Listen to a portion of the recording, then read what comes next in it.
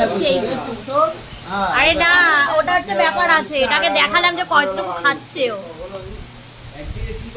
Main এগুলো হচ্ছে video করার জন্য, আসল খাবার তো এইটা। খারাপ সম্পর্কে আমার মাসি হলেও ওর সাথে সম্পর্ক কিন্তু আমার পুরো বন্ধুর মতো। আর যেহেতু আগে গেছিলো আমার ছদ্দির বাড়ি আইব্রো ভাত খেতে, সেখান থেকে এসছে মামা বাড়িতে, তো দেখতেই পেলে কতটুকু খেয়েছে।